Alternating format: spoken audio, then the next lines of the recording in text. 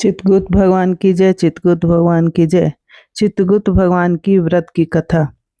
एक बार युधिष्ठिर जी भीष्म जी से बोले, हे पितामह, आपकी कृपा से मैंने धर्मशास्त्र सुने, परंतु यमदूतिया का क्या पुण्य है, क्या फल है, यह मैं सुनना चाहता हूँ। आप कृपा करके मुझे विस्तार पूर्वक कहिए। भीष्म जी ने बोले, तूने अच्छी बात पूछी। मैं उस उत्तम व्रत को विस्तार पूर्वक बताता हूँ। कार्तिक मास के उजले और चैत्र के अंधेरे की पक्ष जो द्वितीया होती है, यह यम द्वितीया कहलाती है। युधिष्ठिर जी बोले, उस कार्तिक के उजले पक्ष की द्वितीया में किसका पूजन करना चाहिए और चैत्र महीने में यह व्रत कैसे हो, इसमें किसका पूजन करें? भीष्म जी बोले, हे युधिष्ठिर, पुराण संबंधी कथा कहता हूँ, इसमें संशय नहीं है कि इस कथा को सुनकर प्राणी सब पापों से छूट जाता है। सतयुग में नारायण भगवान से, जिनकी नाभि में कमल है, उससे 4 मुंह वाले ब्रह्मा जी उत्पन्न हुए, जिनसे वेद वेदता भगवान ने चारों वेद कहे। नारायण बोले, हे ब्रह्मा जी, आप सबकी तुरीय अवस्था, रूप और योगिनी की गति हो। मेरी आज्ञा से संपूर्ण जगत को शीघ्र रचो। हरि के ऐसे वचन सुनकर हर्ष से प्रफुल्लित हुए ब्रह्मा जी ने मुख से ब्राह्मणों को, बाहुओं से क्षत्रियों को, जंघाओं से वैश्य को और पैरों से शूद्रों को उत्पन्न किया। उनके पीछे देव, गंधर्व, दानव, राक्षस, सर्प, नाग, जल के जीव, स्थल के जीव, नदी, पर्वत और वृक्ष आदि को पैदा कर मनु जी को पैदा किया। इनके बाद दक्ष प्रजापति को पैदा किया। तब उनसे आगे और सृष्टि उत्पन्न करने को कहा। दक्ष प्रजापति के 60 कन्याएं उत्पन्न हुई, जिनमें से 10 धर्मराज को और 13 कश्यप को और 27 चंद्रमा को दी। कश्यप जी ने देव, दानव, राक्षस, इनके सिवाय और भी गंधर्व, पिशाच, गो और पक्षियों की जातियां पैदा हुई। धर्मराज को धर्म प्रधान जानकर सबके पितामह ब्रह्मा जी ने उन्हें सब लोकों का अधिकार दिया और धर्मराज से कहा कि तुम आलस्य त्याग कर काम करो। जीवों ने जैसे जैसे शुभ और अशुभ कर्म किए हैं, उसी प्रकार न्यायपूर्वक वेद शास्त्र में कही विधि के अनुसार कर्ता को कर्म का फल दो और सदा मेरी रक्षा का पालन करो।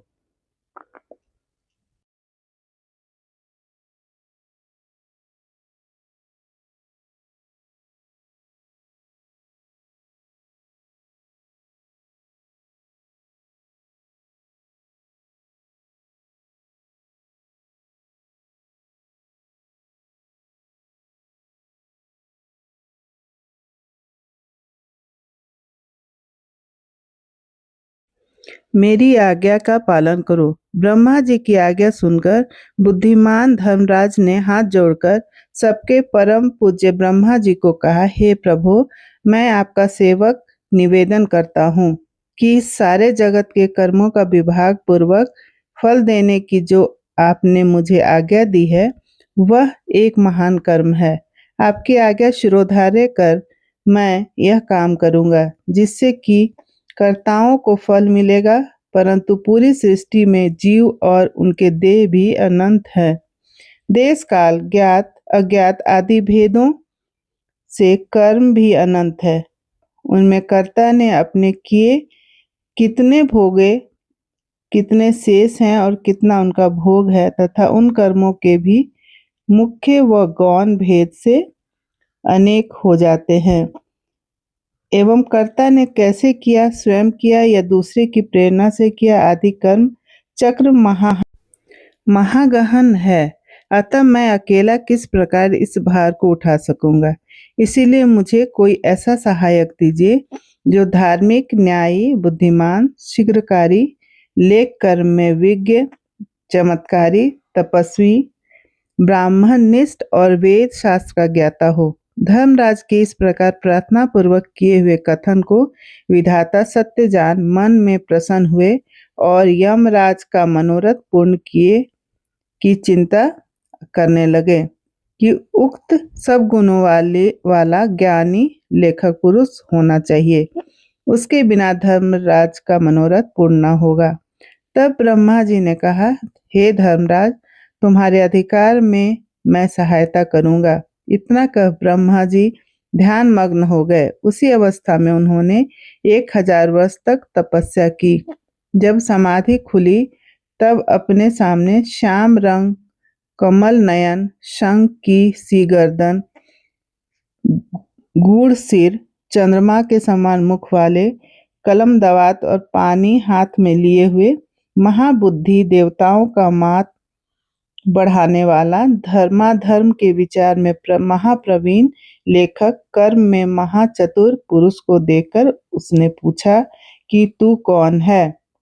तब उसने कहा, हे प्रभु, मैं माता पिता को तो नहीं जानता, किंतु आपके शरीर से प्रकट हुआ हूँ, इसलिए मेरा नामकरण कीजिए और कहिए कि मैं क्या करूं। ब्रह्मा जी ने उस पुरुष के वचन सुन अपने हृदय से उत्पन्न हुए उस पुरुष को हंसकर कहा, तू मेरी काया से प्रकट हुआ है, इससे मेरी काया में तुम्हारी स्थिति है, इसलिए तुम्हारा नाम कायस्थ चित्रगुप्त है। धर्मराज के पूर्व में प्राणियों के शुभाशुभ कर्म लिखने में उसका तू सखा बने, इसलिए तेरी उत्पत्ति हुई है। ब्रह्मा जी ने चित्रगुप्त से यह कहकर धर्मराज से कहा, हे धर्मराज, यह उत्तम लेखक तुमको मैंने दिया है, जो संसार में सब कर्मसूत्र की मर्यादा पालने के लिए। इतना कहकर ब्रह्मा जी अंतर्ध्यान हो गए। फिर वह पुरुष चित्रगुप्त कोटि नगर को जाकर चंड प्रचंड ज्वालामुखी काली जी के पूजन में लग गया। उपवास कर उसने भक्ति के साथ चंडिका जी की भावना मन में की। उसने उत्तमता से चित्त लगाकर ज्वालामुखी देवी का जप और स्रोतों से भजन पूजन और उपासना इस प्रकार की है, जगत को धारण करने वाली तुमको नमस्कार है महादेवी, तुमको नमस्कार है। स्वर्ग, मृत्यु, पाताल आदि लोकांतरों को रोशनी देने वाली तुमको नमस्कार है। संध्या और रात्रि रूप भगवती तुमको नमस्कार है। श्वेत वस्त्र धारण करने वाली सरस्वती तुमको नमस्कार है। सत्य रज तमोगुण रूप देव गुणों को कांति देने वाली देवी हिमाचल पर्वत पर स्थापित आदि शक्ति चंडी देवी तुमको नमस्कार है। उत्तम और न्यून गुणों से रहित वेद की प्रवृत्ति करने वाली 33 कोटि देवताओं को प्रकट करने वाली त्रिगुण रूप निर्गुण गुण रहित गुणों से परे गुणों को देने वाली 3 नेत्रों वाली 3 प्रकार की मूर्ति वाली साधकों को वर देने वाली दैत्यों का नाश करने वाली इंद्रादि देवों को राज्य देने वाली श्रीहरि से पूजित देवी है चंडिका। आप इंद्रादि देवों को जैसे वरदान देती है वैसे ही मुझको वरदान दीजिए। मैंने लोकों के अधिकार के लिए आपकी स्तुति की है, इसमें संशय नहीं।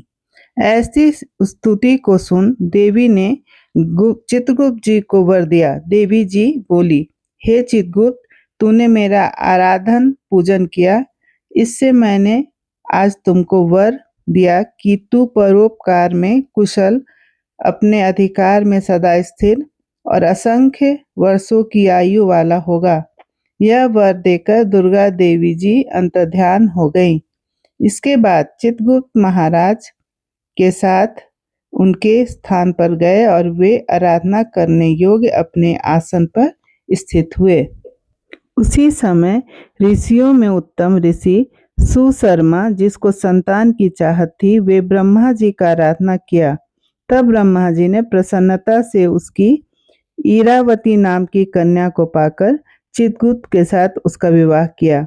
उस कन्या ने चित्रगुप्त के 8 पुत्र उत्पन्न हुए, जिसके नाम ये हैं: चारु, सुचारु, चित्र, मतिमान, हिमवान, चित्रचारु, अरुण और 8वां अतीन्द्रिय।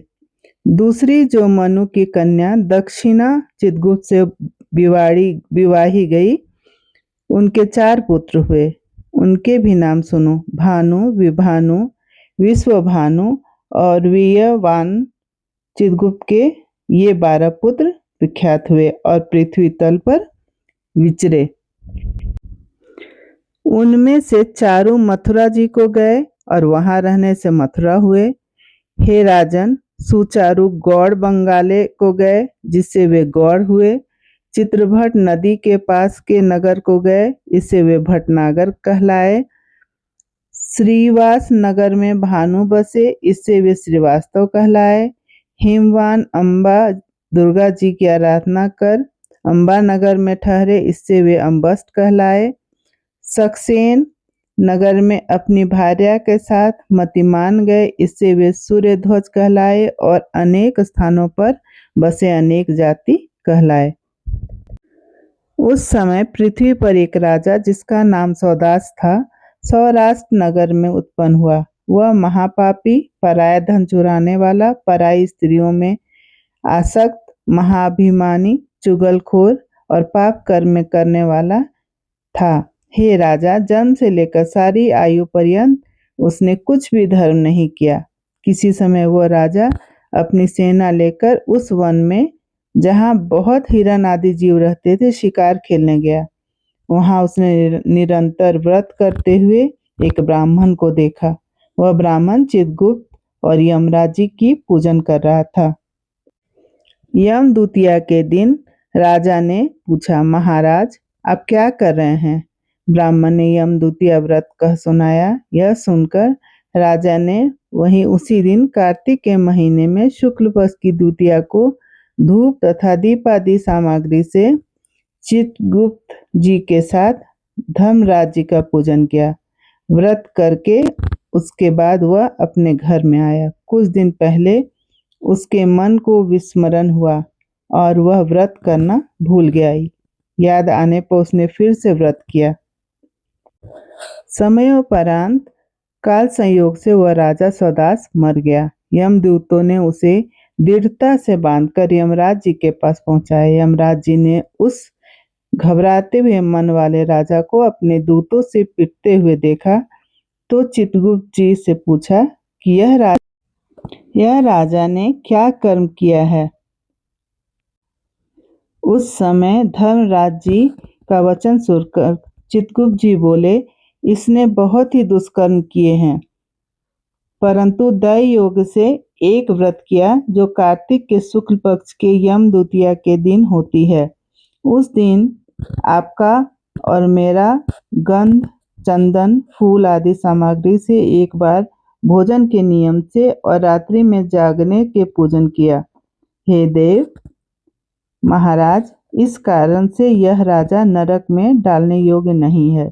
चित्रगुप्त जी ने ऐसा कहने से धर्मराज जी ने उसे छुड़ा दिया और वह इस व्रत यम द्वितीया के व्रत के प्रभाव से उत्तम गति को प्राप्त हुआ। ऐसा सुनकर राजा युधिष्ठिर भीष्म से बोले, हे पितामह, इस व्रत में मनुष्यों को धर्मराज और चित्रगुप्त जी का पूजन कैसे करना चाहिए, सो मुझे कहिए। भीष्म जी बोले, यम द्वितीया के विधान को सुनो।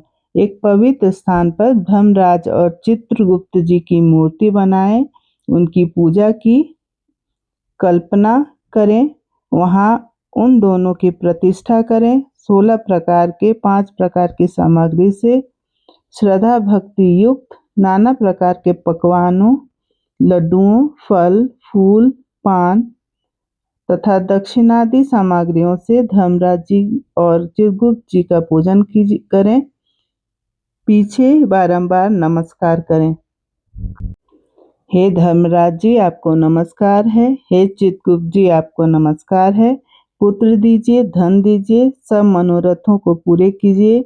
इस प्रकार चित्रगुप्त जी के साथ श्री धर्मराज जी का पूजन कर विधि से दवात और कलम की पूजा करें। चंदन, कपूर, अगर और नैवेद्य, पान, दक्षिणादि सामग्रियों से पूजन करें और कथा सुने। बहन के घर भोजन करें, उसके लिए धन आदि पदार्थ दें। इस प्रकार भक्ति के साथ यम द्वितीया का व्रत करने वाला पुत्रों से युक्त होता है और मनोवांछित फल की प्राप्ति होती है। चित्रगुप्त कथा का महत्व। चित्रगुप्त कथा हमें यह याद दिलाती है कि हर कर्म का महत्व होता है और उसका प्रतिफल हमारे जीवन पर पड़ता है। इस कथा के माध्यम से धर्म और नैतिकता के माध्यम को बलिदान करने की प्रेरणा मिलती है। चित्रगुप्त कथा हमें कर्मों के ज्ञाता के रूप में खड़ा करती है और हमारे कर्मों का सही खाता वही प्राप्त करने की महत्वपूर्ण आवश्यकता को दिखाती है। चित्रगुप्त कथा हमें अपने कर्मों के लिए जिम्मेदारी लेने के लिए प्रोत्साहित करती है और आत्म-समीक्षा और सजगता की दिशा को मार्गदर्शन करती है। संक्षेप में ये कह सकते हैं कि चित्रगुप्त कथा हमें अपने कर्मों का सही हिसाब लगाती है। आप जैसा कर्म करोगे वैसा आपको फल प्राप्ति होगी। जय चित्रगुप्त भगवान की जय। जय चित्रगुप्त। यदि आपको मेरा वीडियो पसंद आया तो प्लीज़ शेयर कर दें और मेरे चैनल को सब्सक्राइब भी कर लें इस तरह के पूजा की विधि और कथा सुनने के लिए। धन्यवाद।